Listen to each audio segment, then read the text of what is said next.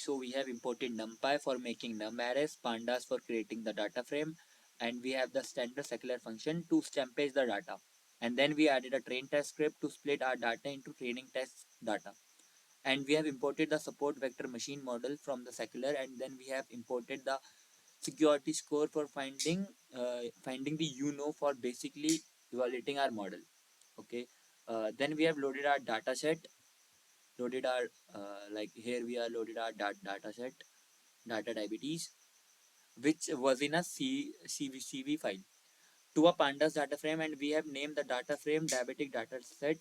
So once we edit it, just try to see the first 5 row, understand about the data in this data set, and then we founded the number of rows and the columns of this data, and we have found some statistical measures like mean, standard deviation, percentage, etc. Here's the outcome.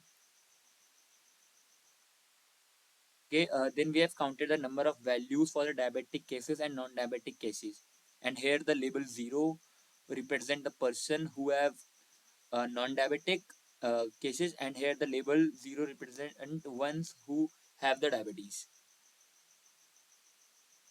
Okay, and then we have grouped the database on a 0 and 1. So we have found the mean values for patient with the diabetes. Okay, so here we found that there was a difference in their glucose level, 148, 85, 183, etc. Uh, so basically, the glucose level is more for the patient with diabetes than the age is also more for the people who have diabetes.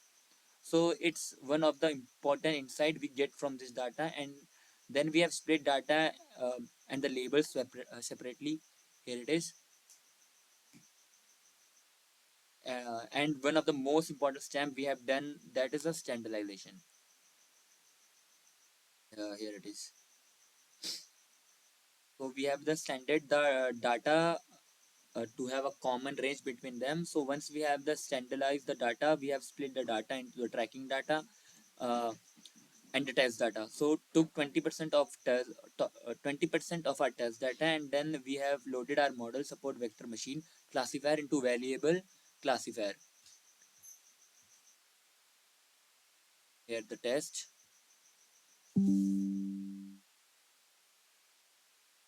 Once okay, machine, and we have trained our machine learning model with the help of Xtrain and their representative labels for Xtrain. So once we have trained the model, we have found the accuracy level on both the training data. The first data, once we have good accuracy score, we made up. Here is the okay. So here is the score, which is for the data set, which is 0.772, which is a quite good for the first time. Okay. Okay, then we have made a predictive system that here it is. We have okay, so we made a predictive system that can predict whether a person has a diabetes or not with the help of this input data. So okay, so in this we have reshaped the array to build the machine learning model that we adjust trying the predict output only one instant, and then we try to print this prediction, and we just make a simple statement that if the label is 1, if the label is 1, then we need to print the person is diabetic. Here it is. For the 1 the person is diabetic, and for the 0 the person is non-diabetic. Okay, so here is the data set. If we change it like this,